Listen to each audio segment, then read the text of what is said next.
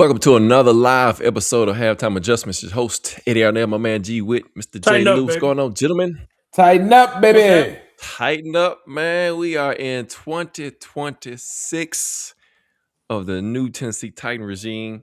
Right off the bat, we got to talk about the coaches, man. That's what we're going to talk about tonight. The coaching hires, the possibilities. There's still some positions that are open. And first off, J. Lou, I'm going to kick it over to you. Your thoughts on Robert Saleh as the head coach of the Tennessee Titans for 2026? He probably was. So Saleh was probably in my top three as we discussed amongst each other. Definitely think he's due, a second opportunity. You've seen what he's done on the defensive side of the ball with the 49ers in both of his stints there. Rough go as a Jets head coach. But let's face it, you see arguably one of the hottest candidates from last coaching cycle struggling right now with the Jets. So it could just be that franchise. I think one thing you love to hear when you heard him get announced that he's going to call the defense. And to me, that's a pretty significant change from what we've seen with some of our defensive coaches. Now, we saw Vrabel try to dibble his hands in there in the beginning. Right. But from a coordinator standpoint, I think we all agreed that Vrabel is a great leader of men and a great CEO type head coach. So Right. I think Saleh has that was one thing that he said he learned is he still was being a coordinator and trying to be a head coach. Similar to what we just dealt with Callahan. The difference being that Saleh has been calling plays and Callahan wasn't. So to hear him come out and say that calling the defense gives him an opportunity to kind of connect with the whole team as a whole kind of excites me. And then just the opportunity for the staff he can put around him. And I know we'll talk about the staff here in a minute, but that to me, it's a home run hit on paper right now. Of course, games are played on the field. 2 years ago, we was all excited about Callahan as being, as he was one of the hot names in the coaching cycle during that time. But I just think that Saleh brings, if anything, I just look forward to come September watching defense because I saw what he just did with the 49ers. I want one of them. With a banged up unit. And if he could do that, he's got a Jeff Simmons now. So I know he's licking his chops. So overall, again, I think just a great hire, brings the energy. And again, he's about all ball. And kudos to Borgonzi for really taking his time and really nailing it down on a candidate. Before I kick it over to G Witt, let me ask you this, J. Lou, and then G Witt, you can chime in on this one too when you go. What about the people, or what about this? They swung the pendulum from Vrabel over to an offensive guy, to a guy that was more, friendly or more, charismatic with the press. Now they kind of swung it back to more of a rough, tough guy image. What about that, J. Lou? So as much grief as Amy Adams Strunk gets, and let me first put that out there. For everybody who gets on her and saying we want to hear the owner speak, you just heard the Buffalo Bills owner butcher his organization in a press conference. So, maybe Amy has learned something by just standing behind the scenes. But to answer your question, I think this pendulum swing is her. I don't think I told y'all in the text thread, she's probably kicking herself having to watch the Super Bowl and listen to Vrabel the next 2 weeks. She'll never come out and say that she was wrong and admit that. She's an Adam, just like a daddy. So it's her pride. But I think this is the pendulum swing like that is her admitting her faults, that maybe, she got too emotional with Vrabel's discharge. It just changed the whole thing, the whole building, etc. And now you see her allowing Borgonzi, who's a football guy, to do the football things, and she can go worry about the press for the new stadium without having to worry about the product on the field. So I think that's why you saw such that swing, is she's finally allowing the football people to do football. Right. Yeah. G Witt, your thoughts on Saleh? Yeah. Well, now Saleh, I would say this. Okay. The bottom line is, I'm looking forward, like you said, J. Lou, to September and seeing the defense in action. That's the main thing, because I know with Saleh, that's what we're going to get. His whole tenure with the Jets, they were generally in the top 10 defensively, or the top 5. So I'm looking forward to that. So in that regard, I know we're going to be fine on the defensive side. I'm not necessarily stressed out about that. Again, my concern, and it's the same concern in all honesty that I had with Vrabel when we first hired him, was that how's he going to manage a game? Now, Vrabel proved to be, like a bar Stephen A's work, he proved to be a savant. He knows how to manage a game and everything. Coordinator-wise, he was horrible. But as a savant and managing the games on Sunday, he was great. That's what I'm interested in seeing with Saleh. I think he probably will be good because he learned some lessons from being with the Jets. And I think the other thing, like you said, J. Lou, by him calling the defense, I think one of the things we're going to see, he's going to allow the offensive guys to take care of the offense, and he'll just be in the mix as far as any decision that has to be made that's major, such as, fourth down, going forward, not going forward, things of that nature. I'm pretty sure he's going to probably have people guiding him as far as challenges are concerned. He didn't throw that many challenge FedEx with the Jets.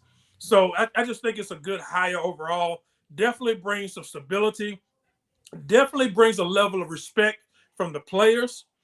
And, he is a player's guy. He's everything I've read about him and heard about him said that he's definitely a leader of men, and he believes in having an open door policy for the players to come in and talk to him at any time. So I know that's going to play good, but he's one that's going to be stickler. Like, you got to do your job. So, you really appreciate that about him. As far as the Amy situation, yeah, she's kicking herself about that one. There's no ifs, ands, or buts about it. But in her defense, Vrabel kind of put it out there anyway and set it up. He did. A lot of us forget that. Set it up to be what it ended up being. I mean, he goes to New England, gets inducted in the Ring of Honor, and he throws shade at the Tennessee Titans, at the ownership, and then he comes back and he makes to me, I consider an outrageous demand as far as he wants to run everything. He don't want a GM. He wants to be the GM and all that, knowing that she wasn't going to go for it. So I think, he pretty much backed in the corner. She did exactly what he wanted. He got out, played consultant in Cleveland for a year, and then ended up back at home in New England like he was supposed to. And now they're in the Super Bowl. Fine and good. I mean, happy for the guy, happy for the Patriots and everything. But I think with Saleh, it's definitely going to be a difference than what we had with Callahan. I think Callahan came in being too nice, not really getting guys to buy in and do their job. And you saw that a lot. You've heard players talking about people being out of position. And I think with Saleh, you're going to see a total 180 on that. And you're going to see people doing their job. And again, I can't wait to see this D-line, because with Big Jeff and Saleh's got coaching experience on the D-line as well as linebackers, I'm expecting that front seven to really pay dividends with him as a head coach. Yeah, and I liked as well. That was, we talked about it aimlessly in the last few weeks of the show about how much we like Saleh. He was in the top of the coaching selection and what he brings to the table, an aggressive coach. You listen to the guys that play for him. I mean, they all love him, right? Yeah. They all say he's a great coach. Yeah, rave about him.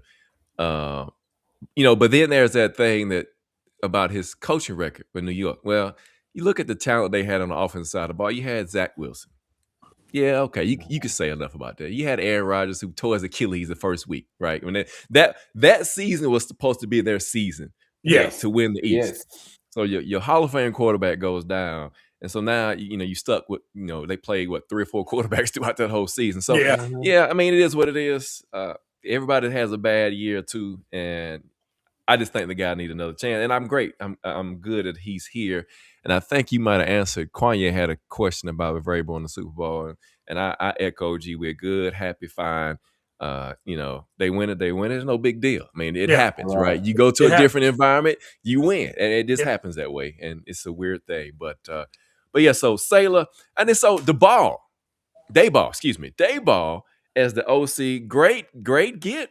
No, you had it right. Hold on, you had it right at first. It's Daboll like table. That's the only way I can remember. I heard him say that. And so, and I sent you guys a text earlier about the type of offense he runs, which I mean, I don't know if y'all read it, the article, but it was pretty fascinating to me.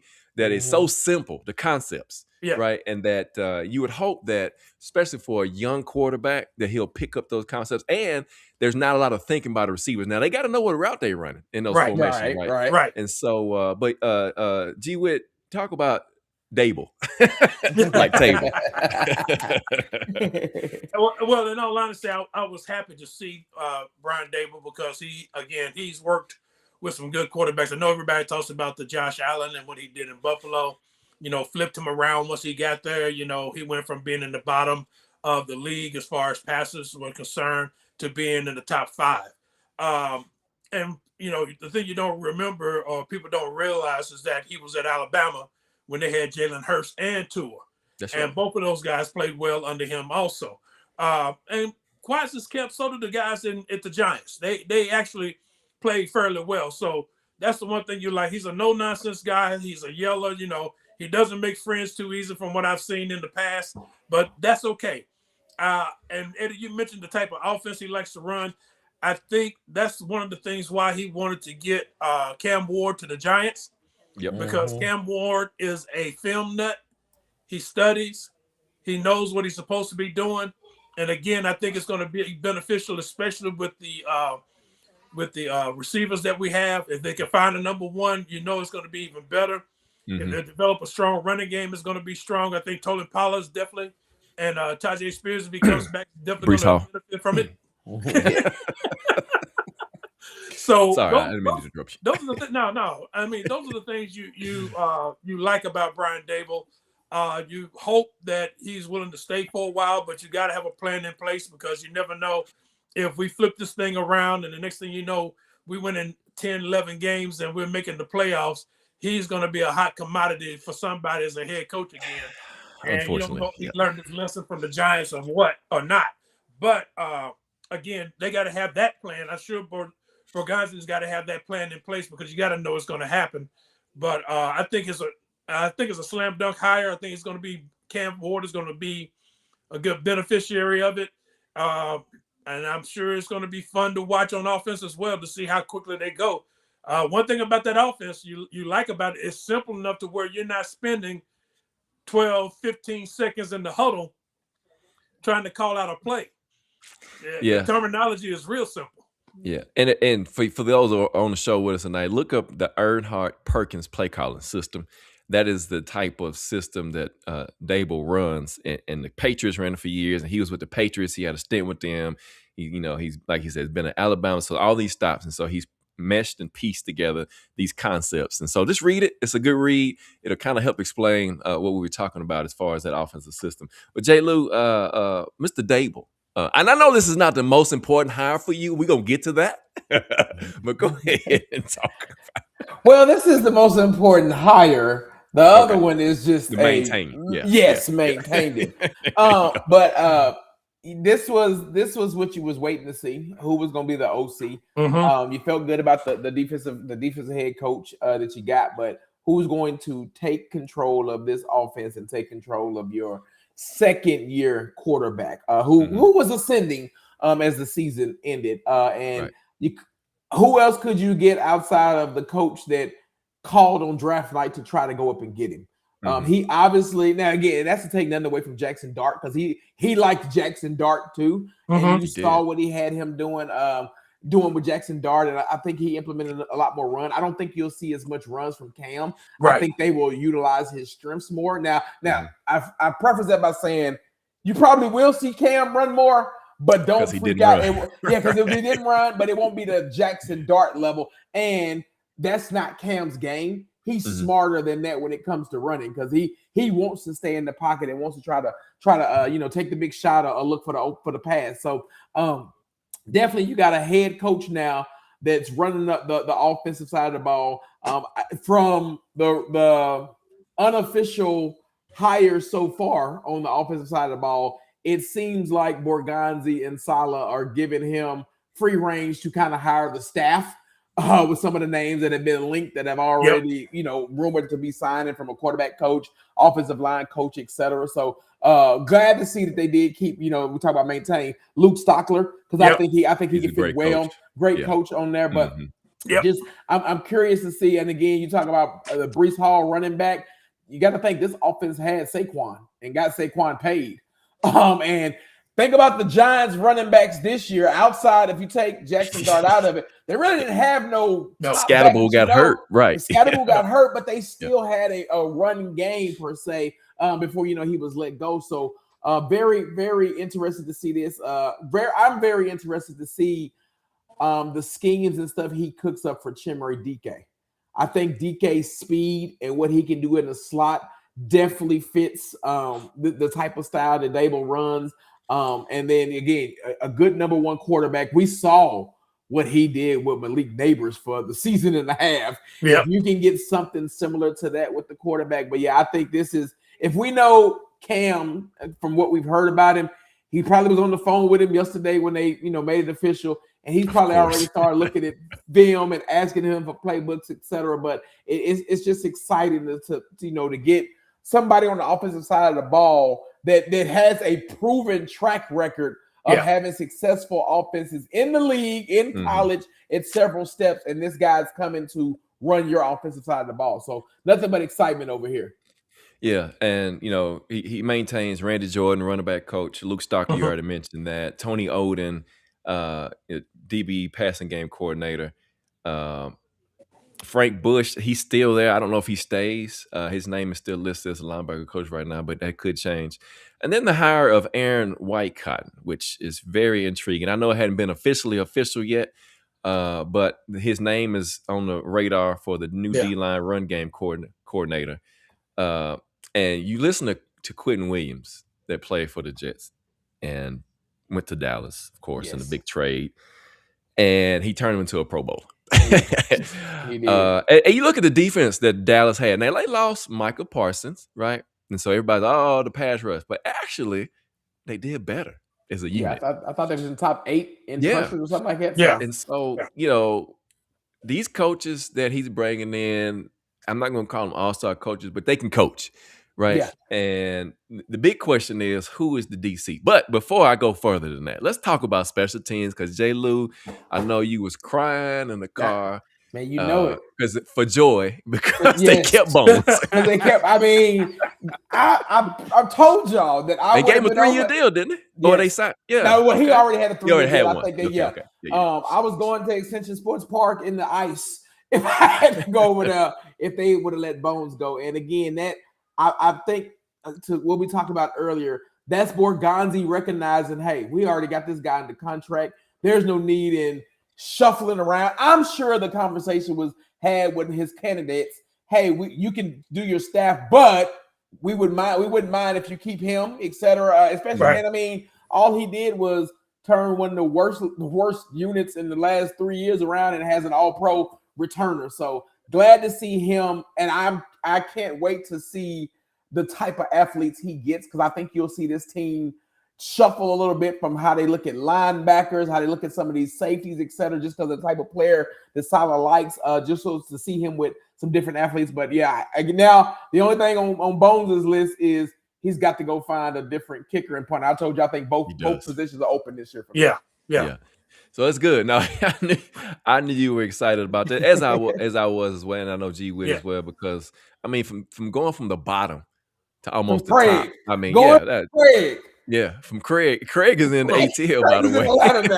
I hope they know that he'll get their punter killed. And the thing about it, the thing you like about special teams was really not a worry.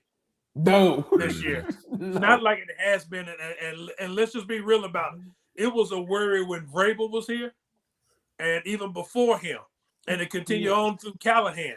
It was always a scary proposition with our special teams. Jeff Fisher was the same way. It was a scary proposition. And this past season was the first year I can honestly say that special teams was when we lined up, whether it was to punt. The only thing you worried about on kicking the field goal was whether or not he was going to make it. But kick returns, punt returns, punt coverage, kick coverage, you weren't worried about any of that. You was like, okay, kick coverage, get down there, tackle the man, let's go. Let's go, offensively or defensively. So, yeah, that I think, that was part of the interview process. They're like, if you are the coach, what do you think about Bones? And it's like, because we definitely want him here. Definitely want him. That's right. You And know, you go. I'm sorry. No, I'm just gonna say, because Borgonzi being a football guy, he can see. Oh yeah. And He you know can definitely see. and that's what you hear across the league. Borgonzi's a football guy, and they love him, and people want to work with him. So that's great that you got to give Amy her credit, or Brinker, in that fact that he brought in somebody that's a football guy and that's well respected around the league. Quarterback coach Shea Tyranny from the Giants is rumored to be coming.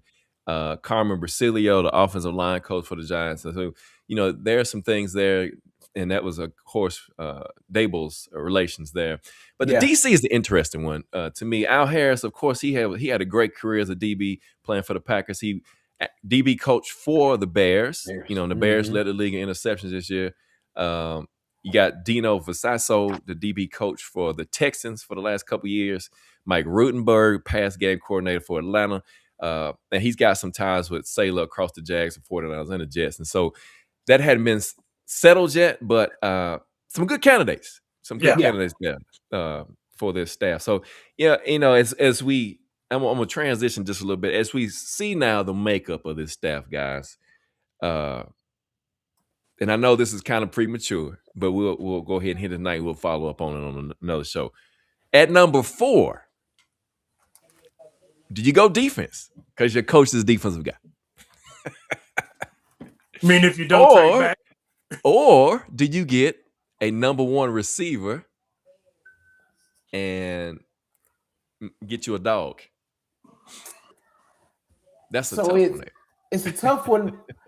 And you're right. We have to come back to it, because I think free agency will dictate a lot of that. That's right. That's right. I think you can get you a number 1 receiver for this team in free agency, maybe. And you go defense. I'm still of the mindset, trade back between 7 and 9, and I think you still can get you an edge. If you trade back any further than 9, maybe 10, 11, I think you get you a starting cornerback for starting DB. So I think the first round this year has to be defense. And then when you look at the wide receivers coming out, even if you start, digging into Carnell Tate and Lemon and like the guy from USC, a lot of them don't have high first round grades. And it's a lot of depth there. You got that young kid, Malachi, I can't remember his last name. Malachi might be his last name. He's got speed, kind of shifty. So you've got some opportunities where I think this is going to be a second through fourth. Yeah, Malachi Lemon. Thank you. Second through fourth round type of draft where you can get you a day 1. I mean, we drafted day 1 starters, and I don't think they thought they were going to be day 1 starters in the 4th round last year. I think you can do that second through 4th, but to me, this is just one of them rounds where I'm going premium defense. And if you ask me my pick right now, and I've wavered from when we had it, I know it. I go DB, because DB. The more I've looked at the edge group, I think you can get you. And the more I've looked at the edge group, and now knowing the head coach we have and just his track record, I muted myself. I think you can find an edge in the 2nd or 3rd round that can be a day 1 starter with him with the right coaching. Now let me say this, and then I'll let you go, G Witt. So a cornerback, even if they happen to get a big time corner in free agency, and you know who I'm talking about. Oh yeah, I'm not saying he's big time, but he's good for what we're trying to do here. Right? He's big. He can run. He's physical. He is. So you would still go DB in the first. I would, if not trade back. Okay. I would still go DB for the simple fact that you have none on the team. I agree with you, Robert. He said any many quality picks they can get. I agree. Yeah, you have no DBs on the team outside of Marcus Harris. That's true. So to your point, I think DB is a position where they might get a big splash guy like that in free agency and still go draft one high on day 1. Okay. How about you, G? What would you do? That's a good question, man. Because I go all kinds of ways, but while I agree with the defense on the defensive side of the ball, I think you can get a good quality edge rusher. I would prefer, in all honesty, trading back and picking up some more picks because I think you can get quality players even a little bit further down.